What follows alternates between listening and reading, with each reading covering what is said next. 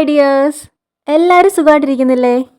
നിങ്ങൾ തംബ്നെയിലിൽ കണ്ടിട്ടുള്ളതുപോലെ സോഷ്യൽ മീഡിയയിൽ ഇപ്പോൾ ഏറ്റവും കൂടുതൽ യൂസ് ചെയ്തിട്ടുള്ള തള്ള വൈബ്, തന്ത വൈബ് അങ്ങനെയുള്ള പ്രയോഗങ്ങളെ കുറിച്ചിട്ടാണ് ഇന്ന് നമ്മൾ വീഡിയോയിൽ ഡിസ്കസ് ചെയ്യുന്നത്. ശരിക്കും 90s ജനിച്ചവർക്കായിരിക്കും ഈ ഒരു പ്രയോഗങ്ങളൊക്കെ കേൾക്കുമ്പോൾ ഒന്ന് തിരിഞ്ഞ് ചിന്തിക്കാനും ഒരു സെൽഫ് അനാലിസിസ് ഒക്കെ നടത്തി നോക്കാനും ഒക്കെ തോന്നാറ് അല്ലേ? ചിലർക്കത് നൊസ്റ്റാൾജിയോ വിഷമോ അല്ലെങ്കിൽ ഓർമ്മപ്പെടുത്തലോ ഒക്കെ ആയിട്ട് തോന്നാം. ശരിക്കും എന്താണ് ഈ ഒരു പ്രയോഗം റിഫ്ലക്റ്റ് ചെയ്യുന്നതെന്ന് നിങ്ങൾ ചിന്തിച്ചിട്ടുണ്ടോ? സിമ്പിളായിട്ട് പറഞ്ഞാൽ ഇതൊരു ട്രാൻസിഷൻ സ്റ്റേജ് ആണ്. ഈ ലേറ്റ് 20s ഏർലി 30s ഒക്കെ ഉള്ള ആളുകളുടെ ഒരു ട്രാൻസിഷൻ സ്റ്റേജ് ആണ് ഈ തള്ള വൈബ്, തന്ത വൈബ് എന്നൊക്കെ പറഞ്ഞ് ട്രോൾ ചെയ്യുന്നത്. ഇനി അതിലെന്തെങ്കിലും വാസ്തവം ഉണ്ടോ എന്ന് ചോദിച്ചാൽ ശരിയാണ്. നമുക്ക് ആ ഒരു ട്രാൻസിഷൻ പീരീഡിൽ ഒരുപാട് കാര്യങ്ങളിൽ റിയലിസ്റ്റിക് ആയിട്ടുള്ള തോട്ട്സും അതുപോലുള്ള ഒരു സമീപനമൊക്കെ വന്നു തുടങ്ങും. പക്ഷേ അത് തികച്ചും സ്വാഭാവികമായിട്ടുള്ളൊരു കാര്യമാണ്. നമുക്ക് ഓരോ ഡെക്കേഡ്സിലും ഇങ്ങനെയുള്ള ചേഞ്ചസ് ഒക്കെ ഉണ്ടാകാറുണ്ട്. ചൈൽഡ്ഹുഡും ടീനേജും അതുപോലെ യൂത്ത്ഫുൾ ആയിട്ടുള്ള 20s ഒക്കെ കഴിഞ്ഞിട്ടാണ് നമ്മൾ ഈ ഒരു ലേറ്റ് 20s അല്ലെങ്കിൽ ഏർലി 30s എത്തുന്നത്. ഈ സമയത്ത് നമ്മുടെ മനസ്സ് കൂടുതലും കൗതുകവും അഭിനിവേശവും ഒക്കെ വിട്ട് ഒന്ന് റിയലിസ്റ്റിക് ആയി തുടങ്ങി അതുപോലെ നമുക്കൊന്ന് സെറ്റിലായി തുടങ്ങുന്ന ആ ഒരു ട്രാൻസിഷൻ സ്റ്റേജിലായിരിക്കും. ശരിക്കും ഒന്ന് മെച്ചേർഡായി വരുന്ന ഒരു സമയമായിരിക്കും ഈ ഒരു ലേറ്റ് 20s ഏർലി 30s ഒക്കെ. അതായത് റെസ്പോൺസിബിലിറ്റീസും സെൽഫ് ഗോൾസിനെയൊക്കെ ഒന്ന് സീരിയസ് ആയിട്ട് കണ്ടു തുടങ്ങുന്ന കാലം. അതുകൊണ്ട് തന്നെ ഈ ഒരു വൈബിൻ്റെ ചേഞ്ചും അതുപോലെ ഈ ഒരു ട്രാൻസിഷനും ഒക്കെ നമ്മൾ അക്സെപ്റ്റ് ചെയ്യാണ് ആദ്യം വേണ്ടത്. അതുപോലെ ഇങ്ങനെ ട്രോൾ ചെയ്യുന്നു എന്ന് കരുതി ഈ ഒരു ട്രാൻസിഷൻ റോങ് ആയിട്ട് കാണേണ്ട കാര്യവും ഇല്ല. ഇനി എന്തുകൊണ്ട് ഇത് റോങ് അല്ല എന്ന് നമുക്ക് നോക്കാം. ഒന്നാമത്തെ കാര്യം, കഴിഞ്ഞു പോയ ഒരു ടൈം പീരീഡിനെ ഓർത്ത് വിഷമിച്ചിരിക്കേണ്ട കാര്യമല്ല, വരാൻ പോകുന്ന കാലത്തെ ഓർത്ത് അതിനു വേണ്ടി പ്രിപ്പയർ ചെയ്യുക വേണ്ടത്. നമ്മുടെ പേഴ്സണൽ ഗ്രോത്തിന് ഏറ്റവും കൂടുതൽ നറിഷ് ചെയ്യാൻ പറ്റുന്ന കാര്യമാണ് ഈ റിയലിസ്റ്റിക് ആയിട്ടുള്ള ട്രാൻസിഷൻ.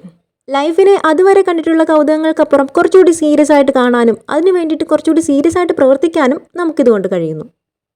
മറ്റൊന്ന്, ലൈഫ് സിറ്റുവേഷനുമായിട്ടൊന്ന് അഡാപ്റ്റ് ചെയ്യാൻ നമ്മൾ വില്ലിങ് ആവുന്നു എന്നതാണ്. ജീവിതത്തിലെ മാറ്റങ്ങൾ ഉണ്ടാവട്ടെ എന്ന് കാത്തിരിക്കുന്നതിനേക്കാളും നമുക്ക് തന്നെ മാറ്റങ്ങൾ ഉണ്ടാക്കിയെടുക്കണം എന്ന ചിന്തയിലേക്ക് പോകാനായിട്ട് ഇത് നമ്മളെ ഹെൽപ്പ് ചെയ്യും. മാത്രമല്ല, ജീവിത സാഹചര്യങ്ങളുമായിട്ട് അഡാപ്റ്റ് ചെയ്ത് അതിലേക്ക് വർക്ക് ചെയ്യാനായിട്ട് നമുക്കൊരു പുഷ് ഉണ്ടാകും.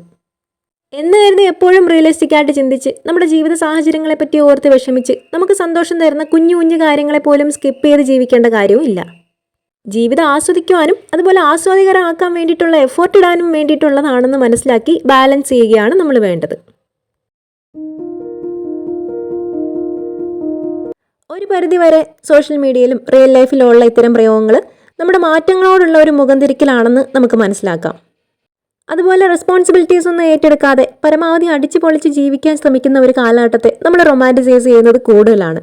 അതുകൊണ്ട് തന്നെ ഇങ്ങനൊരു കാലഘട്ടം മാറി കുറച്ചുകൂടി റിയലിസ്റ്റിക് ആവുമ്പോൾ നമ്മൾ അതിനെ ഒന്ന് ട്രോൾ ചെയ്യുന്നതും സ്വാഭാവികമാണ്. കൂടാതെ ഇന്നത്തെ യുഗം എന്ന് പറയുന്നത് സോഷ്യൽ മീഡിയയുടേതാണല്ലോ. അപ്പോൾ അതിൽ നെഗറ്റീവും പോസിറ്റീവും ആയിട്ടുള്ള ഒരുപാട് റിയാക്ഷൻസ് ഉണ്ടാകും. അതിൽ ഏതൊക്കെ സെൻസിൽ എടുക്കേണ്ടത് എന്നുള്ളത് നമ്മളാണ് തീരുമാനിക്കേണ്ടത്.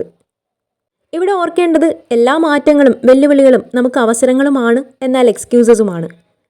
നമ്മളെല്ലാം ഏത് സെൻസിലാണ് എടുക്കുന്നത് എന്നതാണ് അവിടെ മാറ്റർ ചെയ്യുന്നത്. ജീവിതം ഒരിക്കലും ഒരു ലൂപ്പല്ല. അതൊരിക്കലും ഒരു സ്റ്റേജിൽ മാത്രം ഒതുങ്ങി നിൽക്കത്തുമില്ല. നമുക്ക് വേണമെങ്കിൽ ഹാങ് ഔട്ട് ചെയ്യാം. കഴിഞ്ഞു പോയ കാലഘട്ടത്തിലെ നല്ല മൊമെൻറ്റ്സിനെയും എക്സ്പീരിയൻസിനെയൊക്കെ വരാനിരിക്കുന്ന കാലഘട്ടത്തിലെ സന്തോഷങ്ങളും അതുപോലെ ഇന്ധനങ്ങളും ആക്കി മാറ്റാം. അതിനപ്പുറം തിരിച്ചു കിട്ടാത്ത ഒന്നിനെ ആലോചിച്ച് വിഷമിച്ചതുകൊണ്ടോ ആ കാലഘട്ടത്തിൽ മാത്രം ജീവിച്ചാലാണ് നല്ലത് എന്ന് ചിന്തിച്ചതുകൊണ്ടോ ഒന്നും സംഭവിക്കാൻ പോകുന്നില്ല. നമ്മളൊന്ന് വിചാരിച്ചു കഴിഞ്ഞാൽ കടന്നു വരുന്ന ഓരോ ലൈഫ് പീരീഡിനെയും അതിൻ്റെ ഫ്ലേവർ അനുസരിച്ച് നമുക്ക് ടേസ്റ്റ് ചെയ്യാൻ കഴിയും.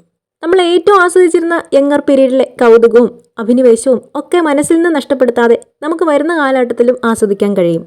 എല്ലാ കാലഘട്ടവും ഒരുപോലെയാണെങ്കിൽ ജീവിതത്തിൽ എന്താണ് ത്രില്ല്, അല്ലേ?